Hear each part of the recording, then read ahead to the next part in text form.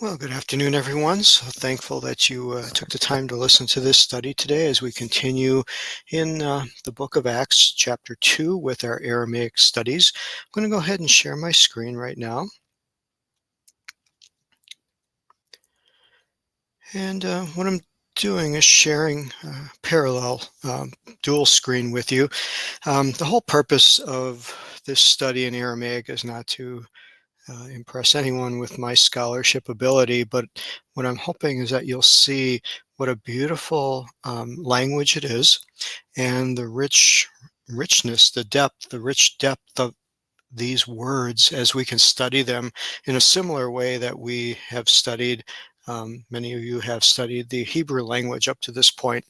And so what I want to show you is another site that I frequent quite often. And one of my main purposes for learning Syriac Aramaic is to be able to read the Bible as written here in this website called the Aramaic Scriptures, aramaicwordstudywithwayne.com. And you'll see if you go to this site, they use a script that's maybe a little bit different than what we are studying from. And just to be aware that there are basically three different text types or scripts that are used in the Syriac language. There's the Estrangela script, which we are using in our writings that we're studying from, what you'll see on the left side of your screen. There is the Serta script, which you'll find shows up here on this right side of your screen. And then there is the Swadala script, kind of the Eastern script. And so they're very different. They all are the same letters. They just look very differently. So you'll get used to it. Don't worry about it. I just want to make you aware of it. And what I thought I would do is show the script that we're studying and show the writing here of Acts chapter 1, verse 2, because I'm not trying to translate here. I'm trying to create a tool that will allow you to study on your own. And so, so I thought it was important to be able to see the translation that has been used here. You can read her website. She's a fantastic woman who has compiled this and has many wonderful tools for you to use. She has a intralinear, it's called a vertical intralinear. It's very different. I haven't quite got the hang of it. It just doesn't suit me as well as the horizontal intralinear, which is similar to Bible Hub. And so just wanted to leave that with you. So we're in Acts chapter 1, verse 2, and I'm going to try reading here just to get some of the sounds. As you'll notice, I'm using more of a modern pronunciation. This kind of mimics what you'll get when you go to Dukrana and look at their phoneticism of the words. And again, we aren't trying to perfect our speaking ability. We're trying to enhance our studying ability. And so we have Dhamma. You'll see that the I in here is silent in the front of the Dalit, the Mem, and another Aleph. Again, I'm getting my terminology kind of confused, or overlapped would be a better word. I'm not confused, just overlap between the Hebrew technology and Hebrew identification to just help you get familiar with it. We'll work on separating the actual names in the Syriac and Aramaic later on, but for right now we're trying to get up to speed as quickly as possible, so I will just use the Hebrew letter pronunciation. So we have Dama, Le, Yavama, Hav, and of course, you'll notice some of this is, you'll see the word yom in here, which is similar to Hebrew. You'll see the lamed preposition, which it can be that or to, so it's to the day. And so nothing surprising here. You can click on these different hot links here, and it will take you into the Dukrana so that you can do your own little studying.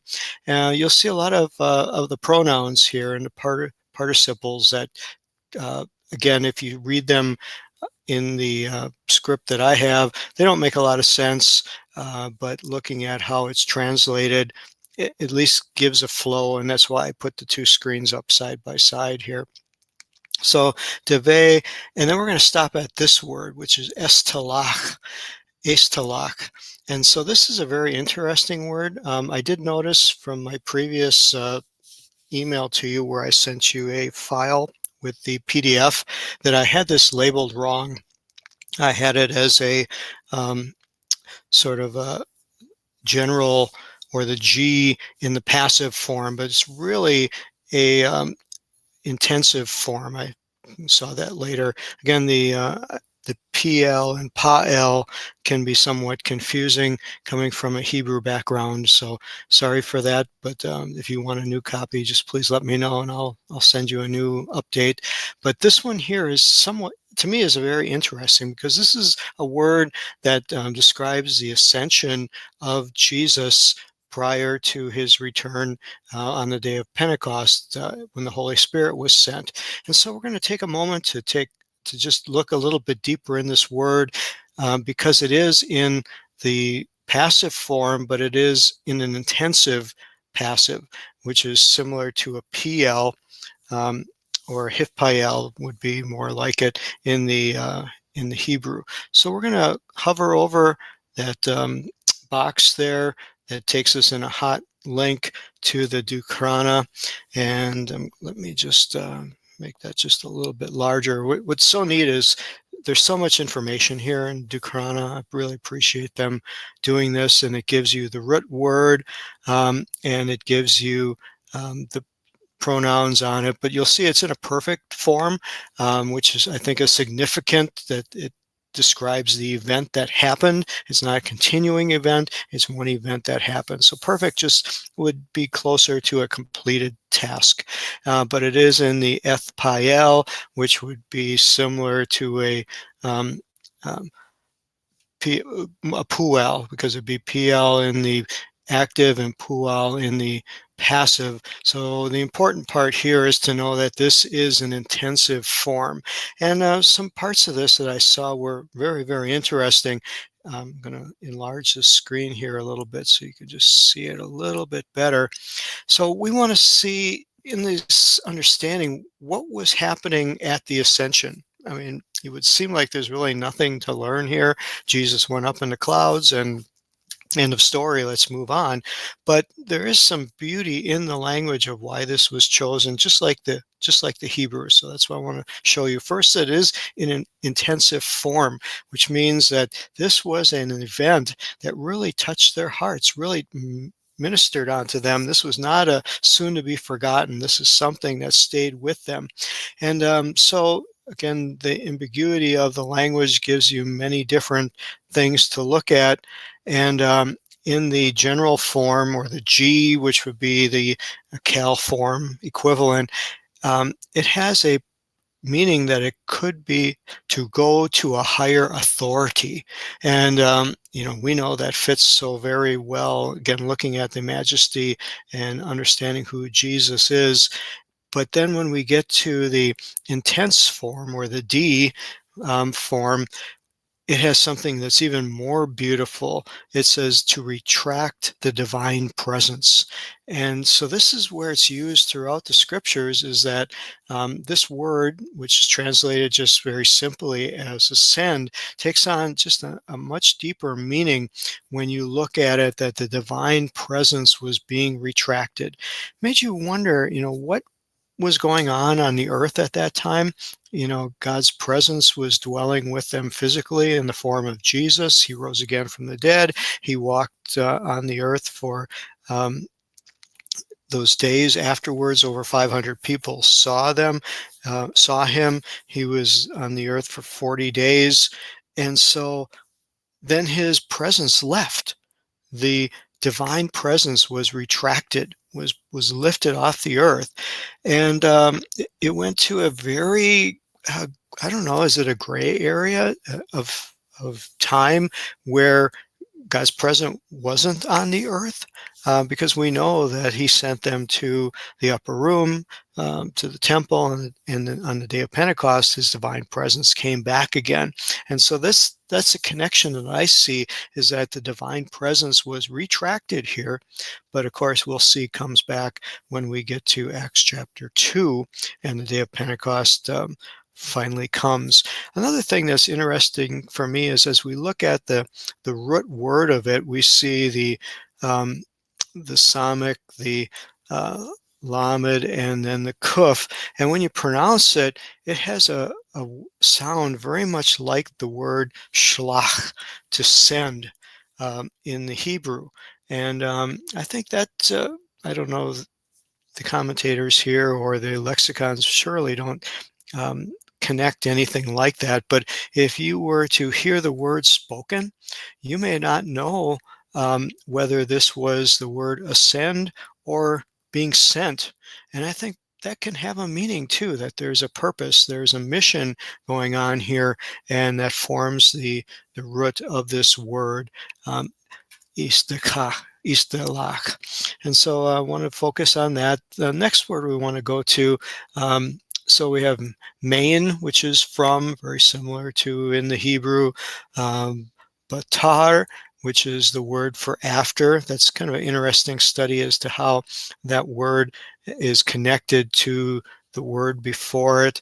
And there's a connection there that's kind of shown in the lexicon. But for sake of time, we're going to pass over that one and go to the next one, which is defached, which is the word translated as command, at least here, what I use as a reference.